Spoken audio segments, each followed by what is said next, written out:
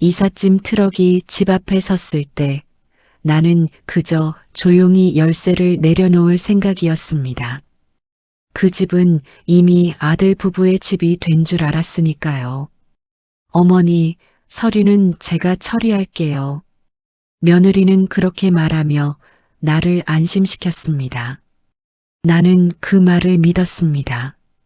평생 아들 하나 키우며 참고 살아온 세월이었으니까요. 남편을 먼저 보낸 후 혼자서 식당 설거지도 하고 새벽 청소도 하면서요. 그렇게 모은 돈으로 이 아파트를 샀습니다. 아들이 대학 갈 때도 군대 갈 때도 결혼할 때도 늘 이 집이 우리의 전부였습니다. 엄마, 나 결혼하면 이 집에서 살아도 되지? 아들이 그렇게 물었을 때 나는 기뻤습니다. 함께 살 수 있다는 게 그게 당연한 줄 알았으니까요. 그런데 결혼 후 며느리가 말했습니다. 어머니, 명의만 잠시 빌리는 거예요. 세금 문제 때문에요. 나중에 다 정리해 드릴게요. 걱정 마세요. 나는 도장을 찍었습니다. 아들이 옆에서 고개를 끄덕였으니까요. 그때부터였습니다. 집안에서 내 자리는 점점 사라지기 시작했습니다. 방 하나, 식탁 자리 하나, 그리고 말할 권리까지. 요즘 어머니는 집에 계시니까 생활 패턴 좀 맞춰주세요. 며느리의 그 말이 가슴에 박혔습니다. 냉장고 문을 열 때도 눈치를 받고 거실 TV도 마음대로 켤 수 없었습니다. 손주를 돌봐달라는 말도 없었습니다. 오히려 어머니가 계시면 아이가 버릇 없어져요라는 말만 돌아왔습니다. 나는 결국 이사를 결심했습니다. 작은 전셋집이라도 조용히 살고 싶었기 때문입니다. 며느리는 오히려 반가워했습니다. 어머니, 좋은 결정이세요. 제가 전셋집 알아볼게요. 그리고 그날 아침, 이삿짐을 싣고 있을 때 초인종이 울렸습니다. 낯선 중년 남자가 현관으로 들어왔습니다. 정장을 입은 그는 집안을 둘러보며 이렇게 말했습니다. 오늘부터 이 집은 제 관리하에 있습니다. 집주인 변경 확인차 왔습니다. 아들 부부의 얼굴이 하얗게 질렸습니다. 며느리는 나를 노려봤고 아들은 아무 말도 하지 못한 채 고개를 숙였습니다. 나는 그제야 알았습니다. 이 집의 주인이 누구인지 그리고 누가 나를 속였는지를. 하지만 이후 드러난 진실은 이 가족을 완전히 무너뜨렸습니다. 그리고 그 진실 속에는 내가 전혀 몰랐던 남편의 마지막 선물이 숨겨져 있었습니다. 나는 올해 73입니다. 남편 김철수를 먼저 보내고 아들 하나 키우는데 평생을 바쳤습니다. 남편이 세상을 떠난 건 아들이 고등학생일 때였습니다. 갑작스러운 교통사고였습니다.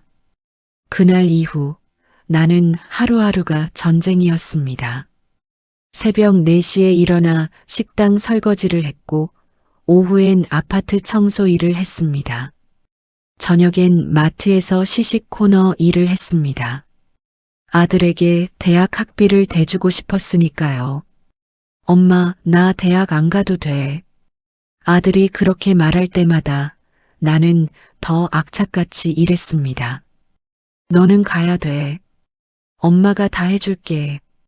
그렇게 아들은 대학을 졸업했고 좋은 회사에 취직했습니다. 그리고 5년 전 아들이 결혼한다고 했습니다. 엄마, 소개받은 사람 있어. 괜찮은 사람이야. 며느리 이름은 박수진이었습니다. 첫인상은 좋았습니다. 단정하고 말도 공손했습니다. 어머니, 잘 부탁드립니다. 제가 아들처럼 모실게요. 그 말에 나는 안심했습니다. 결혼 준비를 하던 중 며느리가 조심스럽게 말을 꺼냈습니다. 어머니, 혹시 이 집 명의를 저희 쪽으로 옮길 수 있을까요? 세금 문제도 있고 나중에 상속세도 부담되잖아요. 나는 잠시 망설였습니다. 하지만 아들이 말했습니다. 엄마, 어차피 내 거 될 집 아니야.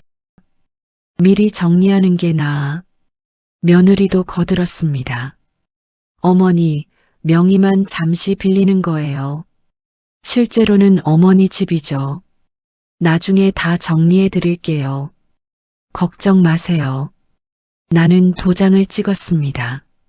신뢰했으니까요. 그리고 아들 부부와 함께 살기 시작했습니다. 처음 몇 달은 괜찮았습니다. 함께 저녁을 먹고 주말엔 같이 시장도 갔습니다. 하지만 며느리가 임신을 하고 나서부터 분위기가 달라졌습니다. 어머니, 냉장고에 음식 좀 따로 보관해 주세요. 어머니 반찬이랑 저희 반찬이랑 섞이면 관리가 안 돼요. 나는 그러려니 했습니다. 며느리가 예민한 시기니까요. 그런데 출산 후에도 달라지지 않았습니다. 오히려 더 심해졌습니다. 어머니, 손주 안아주시는 건 괜찮은데요. 너무 자주 안으시면 아이가 버릇 없어져요. 요즘은 할머니가 너무 개입하면 안 좋대요.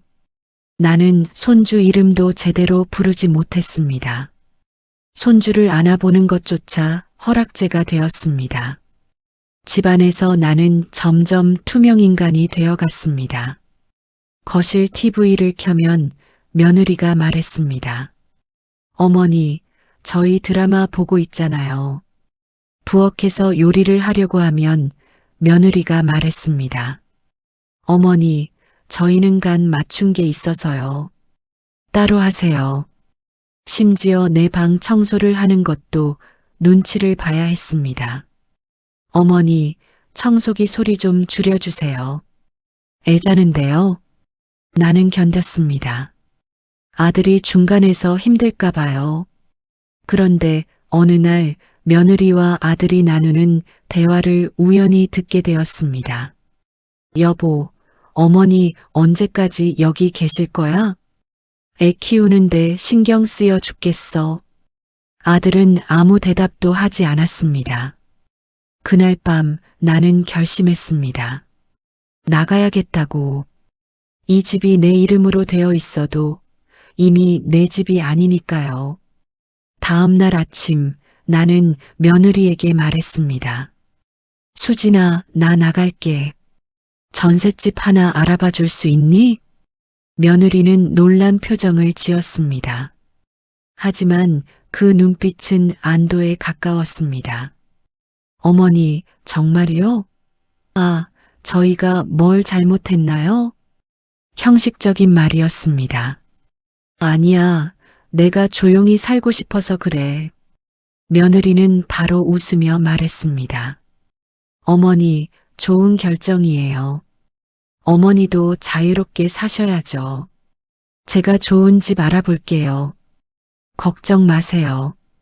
그리고 일주일 후 며느리는 전셋집 계약서를 가져왔습니다. 어머니, 여기 괜찮아요. 역 근처고 조용해요. 나는 고맙다고 했습니다. 이사 날짜를 잡았습니다. 그런데 이사 전날 밤 며느리가 서류 봉투를 하나 들고 왔습니다.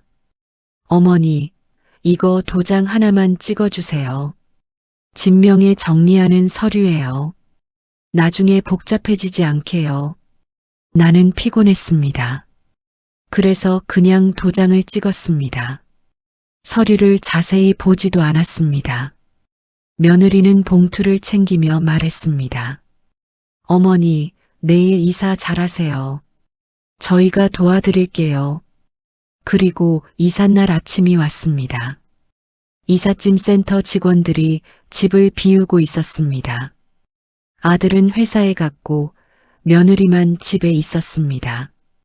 며느리는 계속 전화를 받고 있었습니다. 네, 오늘 확실히 처리됩니다. 걱정 마세요. 서류 다 준비됐어요. 나는 마지막 짐을 정리하고 있었습니다. 그때였습니다. 초인종이 울렸습니다. 며느리가 현관으로 나갔습니다. 그리고 잠시 후 낯선 목소리가 들렸습니다. 집주인 변경 확인차 왔습니다. 나는 고개를 들었습니다. 정장을 입은 중년 남자 그리고 공인중개사 완장을 찬 사람이 들어왔습니다. 남자는 집안을 둘러보며 말했습니다. 오늘부터 이 집은 제 관리하에 있습니다. 소유권 이전 절차 완료 확인하러 왔습니다. 며느리의 얼굴이 하얗게 질렸습니다. 손에 들고 있던 서류 봉투가 바닥에 떨어졌습니다. 나는 그 순간 이상함을 느꼈습니다. 무슨 소리예요? 이 집은 우리 아들 명의인데요. 남자는 서류를 펼쳐 보였습니다. 아닙니다. 현재 이 집은 채권자 명의로 넘어간 상태입니다. 담보대출 미상환으로 인한 압류 진행 중입니다. 나는 귀를 의심했습니다. 담보대출이요? 무슨 말씀이세요? 며느리는 아무 말도 하지 못했습니다. 그저 바닥에 떨어진 서류만 바라보고 있었습니다. 남자는 차갑게 말했습니다. 3개월 전에 이 집을 담보로 5억 원을 대출받으셨습니다. 그리고 한 달 전부터 상환이 중단되었고요. 채권은 이미 제3자에게 양도되었습니다. 나는 다리에 힘이 풀렸습니다. 이게 무슨 일인가요?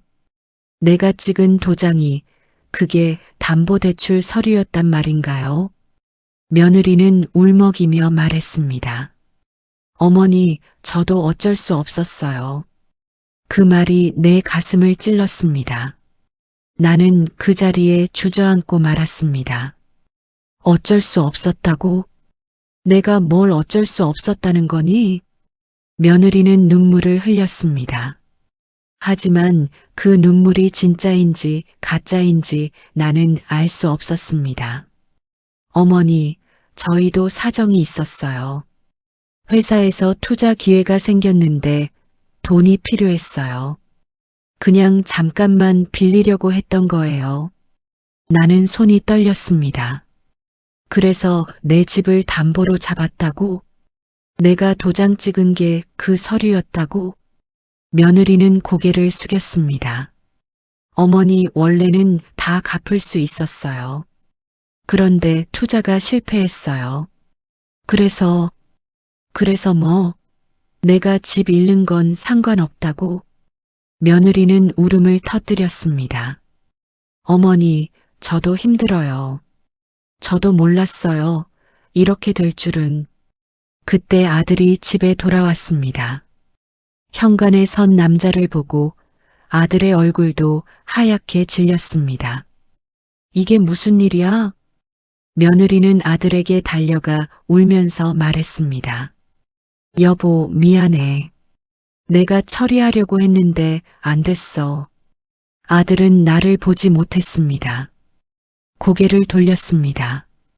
나는 그때 알았습니다. 아들도 알고 있었다는 걸. 민수야. 내가 아들 이름을 불렀을 때 아들은 비로소 고개를 들었습니다. 민수야, 너도 알고 있었니? 아들은 입을 열지 못했습니다. 며느리가 대신 말했습니다. 어머니, 남편은 몰랐어요.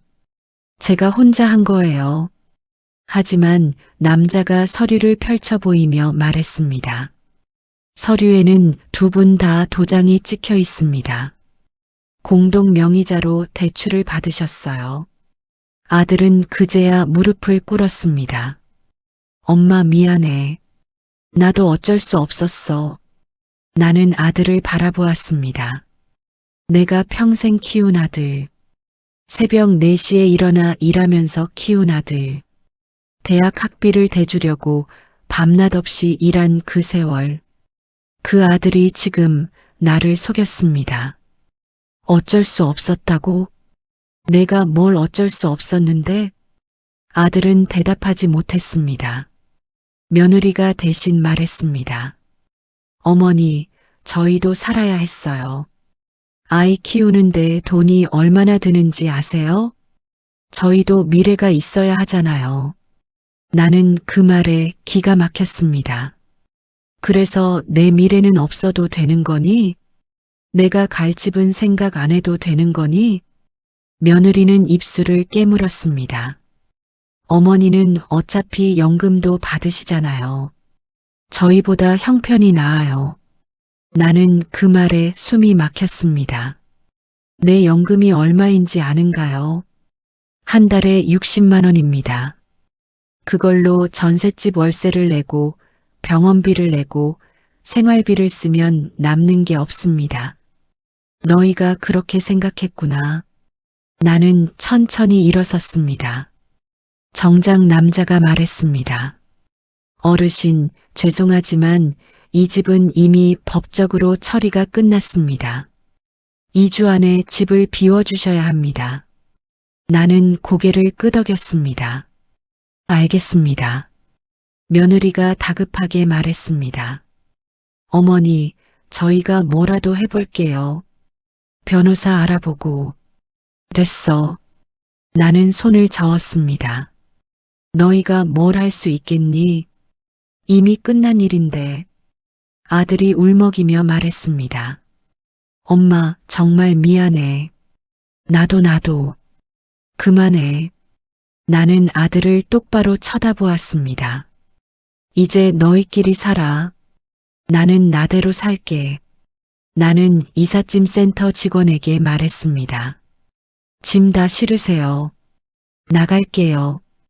짐은 이미 다 실린 상태였습니다. 나는 현관에서 신발을 신었습니다. 그리고 마지막으로 집안을 둘러보았습니다. 이 집에서 남편과 함께 살았습니다. 이 집에서 아들을 키웠습니다. 이 집에서 웃고 울고 살았습니다. 그런데 이제 이 집은 내 집이 아닙니다. 나는 현관문을 열고 나섰습니다. 뒤에서 며느리가 외쳤습니다. 어머니, 정말 죄송해요. 나는 돌아보지 않았습니다. 이삿짐 트럭을 타고 새로운 전셋집으로 향했습니다. 작은 원룸이었습니다. 보증금 500만 원, 월세 40만 원. 내 연금으로는 빠듯한 금액이었습니다. 짐을 풀면서 나는 울었습니다. 평생 처음으로 소리내어 울었습니다. 내가 뭘 잘못한 걸까요? 아들을 사랑한 게 잘못인가요? 믿은 게 잘못인가요? 그날 밤 나는 잠을 이루지 못했습니다. 그리고 일주일이 지났습니다. 아들에게서 연락이 왔습니다. 엄마, 한 번만 봐줘. 우리 진짜 잘못했어. 나는 전화를 끊었습니다. 며느리에게서도 문자가 왔습니다. 어머니, 정말 죄송합니다. 용서해 주세요. 나는 답장하지 않았습니다. 그리고 2주가 지났을 때 낯선 번호로 전화가 걸려왔습니다. 김순자 여사님 맞으십니까? 네, 맞습니다. 저는 한빛 신탁 관리 회사 김대리라고 합니다. 여사님과 관련된 중요한 서류가 있어서 연락드렸습니다. 한번 사무실로 방문해 주실 수 있으실까요? 나는 무슨 일인지 몰랐습니다. 하지만 혹시 모르니까 다음 날 그 사무실을 찾아갔습니다. 그리고 그곳에서 나는 내 인생을 바꿀 서류 한 장을 받았습니다. 한빛 신탁 관리 회사는 강남의 한 빌딩 안에 있었습니다. 나는 낡은 옷차림에 초라한 가방을 들고 그곳에 들어갔습니다. 직원들이 나를 힐끗힐끗 쳐다봤습니다. 나는 익숙했습니다. 가난한 사람을 보는 그런 시선에. 김순자 여사님이십니까? 정장을 입은 남자가 나를 맞이했습니다. 네, 맞습니다. 저는 이 회사 부장 정민호라고 합니다. 이쪽으로 오시죠. 나는 그를 따라 상담실로 들어갔습니다. 깔끔한 사무실, 큰 책상, 그리고 서류 뭉치. 정민호 부장은 나에게 자리를 권하며 말했습니다. 여사님, 혹시 고 김철수 씨를 아십니까? 나는 고개를 끄덕였습니다. 네, 제 남편입니다. 돌아가셨지만요. 정민호 부장은 고개를 끄덕이며 서류를 펼쳤습니다. 고인께서 2004년에 저희 회사와 신탁 계약을 하나 체결하셨습니다. 당시 여사님 명의로 되어 있던 아파트에 대한 신탁 계약이었습니다. 나는 어리둥절했습니다. 신탁 계약이요? 그게 뭔가요? 정민호 부장은 차분하게 설명했습니다. 쉽게 말씀드리면 고인께서 그 아파트의 실질적 소유권을 저희 회사에 맡기신 겁니다. 여사님께서 살아계시는 동안은 여사님이 사용하시고, 하지만 법적인 처분권은 저희 회사가 가지고 있는 구조입니다. 나는 이해가 되지 않았습니다. 그럼 제가 그 집을 팔 수도 없고 담보로도 못 잡는다는 말씀이신가요? 정확합니다. 정민호 부장은 고개를 끄덕였습니다. 고인께서는 여사님이 혹시라도 사기를 당하거나 가족들에게 집을 빼앗기는 일이 없도록 이런 장치를 만들어 두신 겁니다. 나는 그 말에 숨이 멎는 것 같았습니다. 남편이? 그 남편이 나를 위해서? 고인께서 남기신 유언장이 여기 있습니다. 정민호 부장은 봉투 하나를 꺼내 나에게 건넸습니다. 낡은 봉투였습니다. 20년도 더 된 것 같았습니다. 나는 떨리는 손으로 봉투를 열었습니다. 그 안에는 남편의 손글씨가 있었습니다. 순자야, 이 편지를 읽을 때쯤이면 나는 이미 없겠지. 미안해. 내가 너를 먼저 두고 가서 나는 내가 너무 착하고 너무 약한 사람이라는 걸 알아. 그래서 걱정이야. 내가 없으면 누군가 너를 이용할까봐. 아들이 너를 함부로 대할까봐. 그래서 이 장치를 만들어뒀어. 이 집은 내가 살아있는 동안 내 집이야. 하지만 아무도 이 집을 함부로 건드릴 수 없어. 내가 편하게, 안전하게 살 수 있도록. 이게 내가 너에게 줄 수 있는 마지막 선물이야. 사랑해, 순자야. 철수.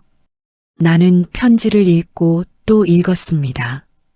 눈물이 흘러내렸습니다. 남편의 목소리가 들리는 것 같았습니다. 20년 전 그 목소리가. 정민호 부장이 조용히 말했습니다. 여사님, 최근에 그 아파트에 담보대출이 시도되었습니다. 하지만 저희 회사가 법적 소유권을 가지고 있기 때문에 그 대출은 무효 처리되었습니다. 나는 고개를 들었습니다. 그럼 그 집은 어떻게 되는 건가요? 여사님의 것입니다. 정민호 부장은 단호하게 말했습니다. 법적으로 여사님만이 그 집에 거주할 권리가 있습니다. 현재 거주 중인 분들은 퇴거 명령을 받게 됩니다. 나는 가슴이 철렁 내려앉았습니다. 아들 부부가 쫓겨난다는 말인가요? 그럼 제 아들은 어떻게 되나요?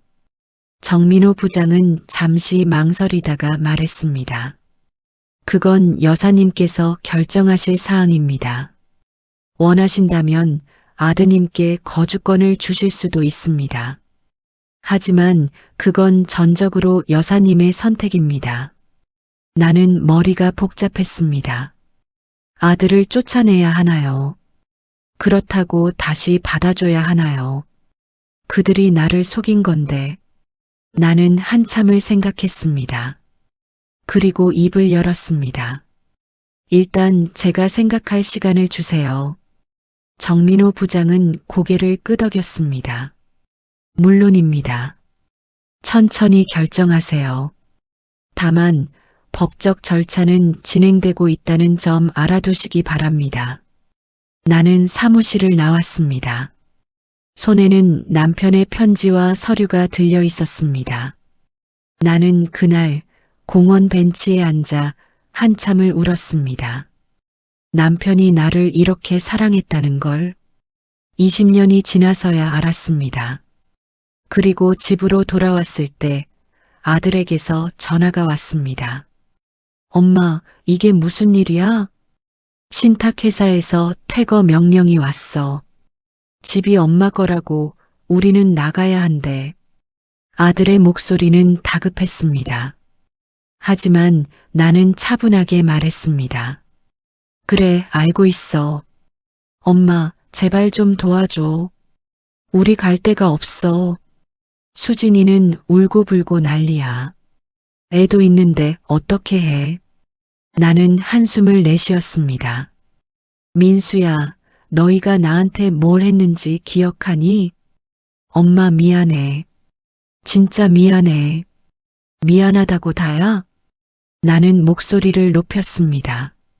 너희는 나를 속였어. 내 집을 담보로 잡았어. 나는 쫓겨날 뻔했어. 알아? 아들은 울먹였습니다. 엄마 나도 잘못한 거 알아. 근데 이제 와서 어떻게 해? 나는 전화를 끊었습니다. 그리고 며칠을 고민했습니다. 아들을 용서해야 할까요? 아니면 이대로 끝내야 할까요? 그리고 일주일 후 나는 결정했습니다. 일주일 후 나는 다시 한빛 신탁회사를 찾아갔습니다. 정민호 부장이 나를 맞이했습니다. 여사님, 결정하셨습니까? 나는 고개를 끄덕였습니다. 네, 결정했습니다. 집을 돌려받겠습니다. 그리고 아들 부부에게는 퇴거를 요청하겠습니다. 정민호 부장은 서류를 준비했습니다. 알겠습니다. 법적 절차를 진행하겠습니다. 서류에 도장을 찍는 순간 내 손은 떨렸습니다. 하지만 나는 후회하지 않았습니다. 이건 내가 살기 위한 선택이었으니까요. 며칠 후 정식 퇴거 통보가 아들 부부에게 전달되었습니다. 그날 저녁 아들과 며느리가 내가 사는 원룸으로 찾아왔습니다. 문을 두드리는 소리가 거칠었습니다. 엄마, 문 열어. 엄마. 나는 문을 열었습니다. 며느리는 눈이 퉁퉁 부어 있었고 아들은 초췌한 얼굴이었습니다. 엄마, 진짜 이러는 거야? 아들이 다짜고짜 소리쳤습니다. 우리 집에서 쫓아내는 거야? 진짜? 나는 차분하게 대답했습니다. 너희 집이 아니야. 원래 내 집이었어. 며느리가 울면서 말했습니다. 어머니, 제발이요. 우리 애도 있어요. 저희 갈 데가 없다고요. 나는 그들을 똑바로 바라보았습니다. 너희가 나를 쫓아낼 때는 생각 안 했니? 내가 갈 데가 있는지 없는지. 아들이 벽을 쳤습니다. 엄마는 연금이라도 있잖아. 우리는 진짜 아무것도 없어. 나는 그 말에 기가 막혔습니다. 내 연금이 얼마인 줄 알아? 한 달에 60만 원이야. 그걸로 월세 내고 살아야 해. 너희는 둘 다 일하잖아. 왜 집 한 채 못 구해?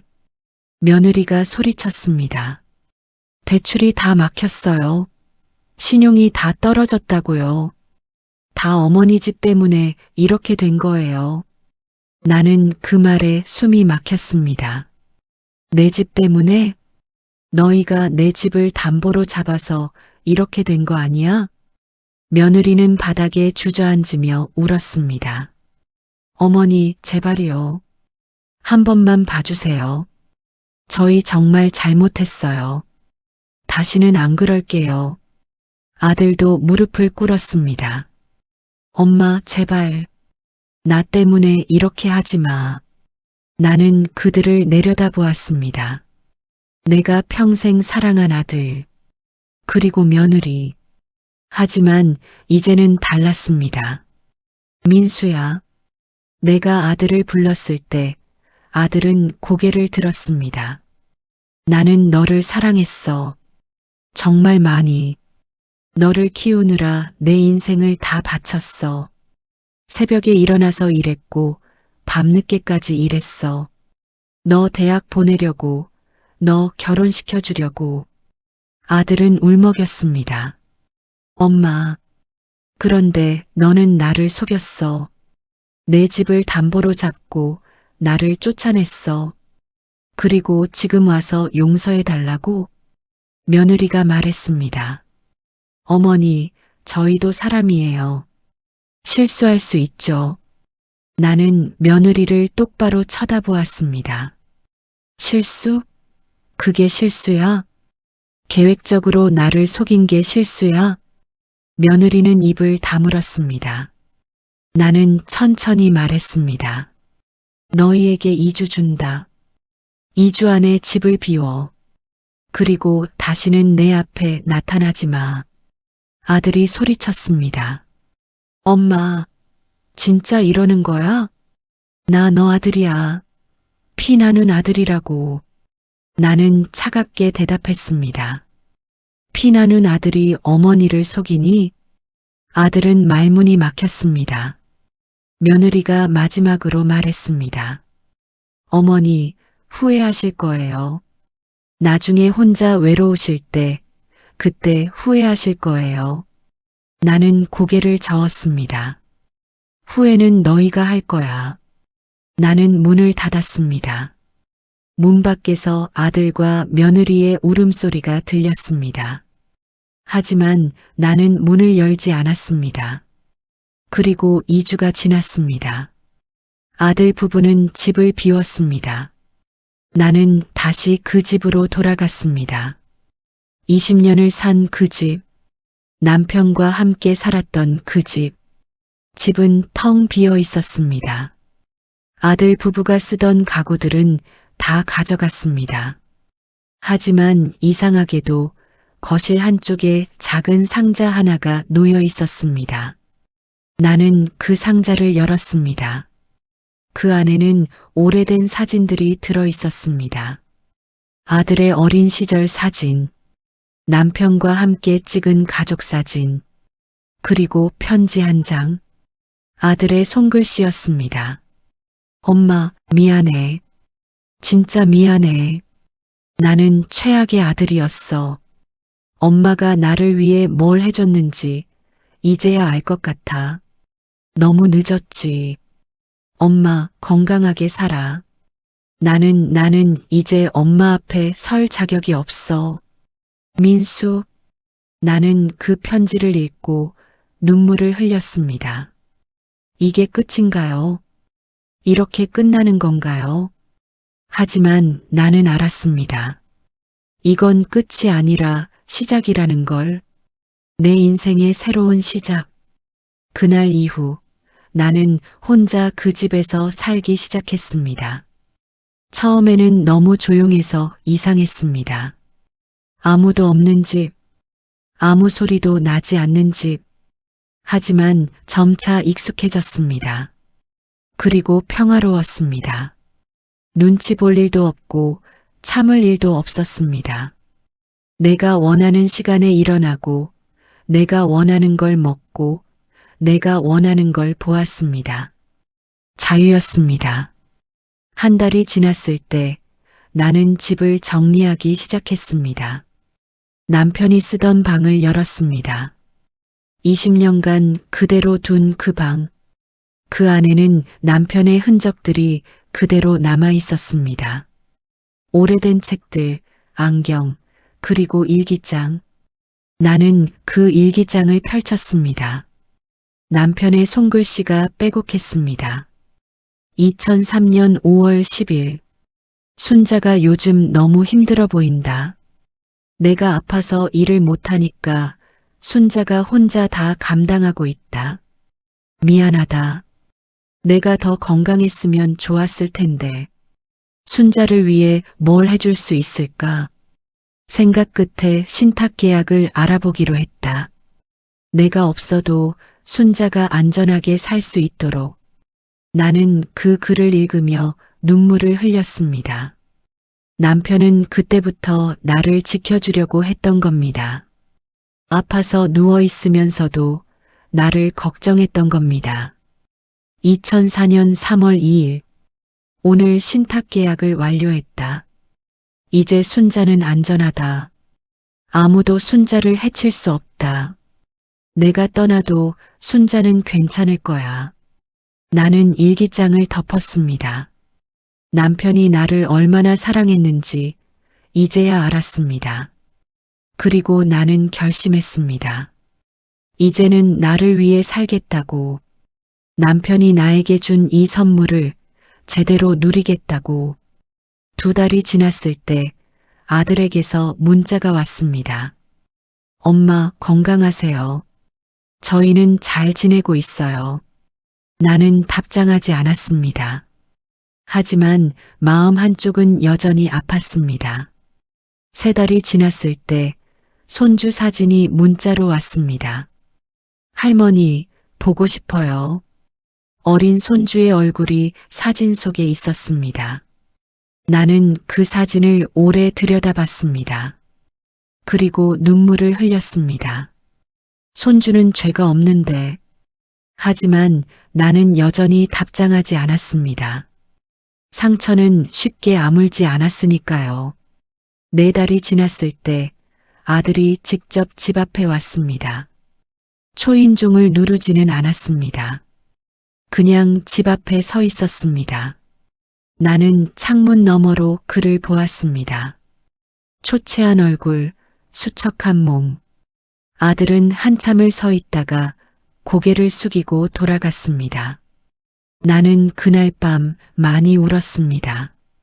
5달이 지났을 때 며느리에게서 편지가 왔습니다. 어머니, 정말 죄송합니다. 제가 너무 욕심이 많았습니다. 어머니를 힘들게 한 건 저였습니다. 남편은 그저 저를 믿고 따랐을 뿐입니다. 부디 남편만은 용서해 주세요. 저희는 지금 작은 월세방에서 살고 있습니다. 힘들지만 열심히 살고 있습니다. 어머니 덕분에 정신을 차렸습니다. 감사합니다. 그리고 죄송합니다. 수진 올림. 나는 그 편지를 읽고 한숨을 내쉬었습니다. 그들도 변하고 있었습니다. 늦었지만 변하고 있었습니다. 6달이 지났을 때 나는 결정했습니다. 아들을 만나기로. 나는 아들에게 문자를 보냈습니다. 이번 주 일요일 집으로 와. 점심 먹자. 아들은 바로 답장했습니다. 엄마 정말요? 갈게요. 꼭 갈게요. 일요일이 되었습니다. 아들 부부와 손주가 집에 왔습니다. 아들은 예전처럼 편하게 들어오지 못했습니다. 현관에서 신발을 조심스럽게 벗었습니다. 며느리는 고개를 숙인 채 인사했습니다. 어머니 오랜만입니다. 나는 고개를 끄덕였습니다. 들어와. 우리는 식탁에 앉았습니다. 나는 음식을 준비했습니다. 아들이 좋아하던 음식들. 아들은 먹으면서 눈물을 흘렸습니다. 엄마 맛있어. 정말 맛있어. 며느리도 울먹였습니다. 어머니, 죄송해요. 정말 죄송해요. 나는 천천히 말했습니다. 나는 너희를 용서하지 않을 거야. 아들과 며느리의 표정이 굳었습니다. 하지만 나는 말을 이었습니다. 손주는 죄가 없으니까 1달에 1번은 와. 같이 밥 먹자.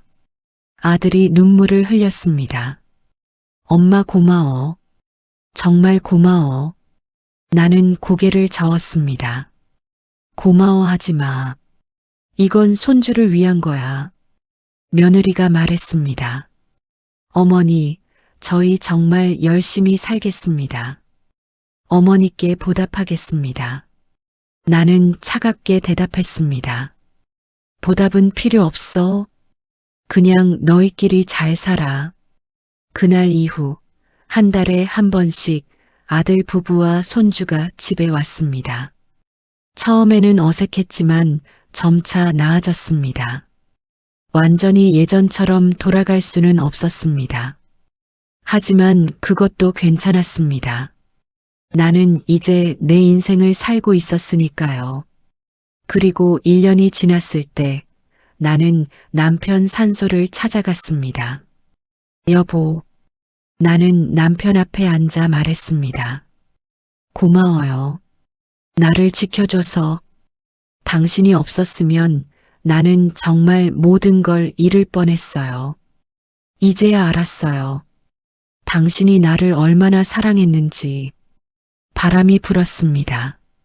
남편이 대답하는 것 같았습니다. 나는 미소를 지었습니다. 나 이제 괜찮아요. 혼자서도 잘 살 수 있어요. 걱정 마세요. 그리고 나는 일어섰습니다. 산을 내려오는 길, 하늘이 참 맑았습니다. 나는 처음으로 자유를 느꼈습니다. 진짜 자유를, 사랑은 참았다고 지켜지는 게 아니었습니다. 나를 지키는 것, 그게 진짜 사랑이었습니다.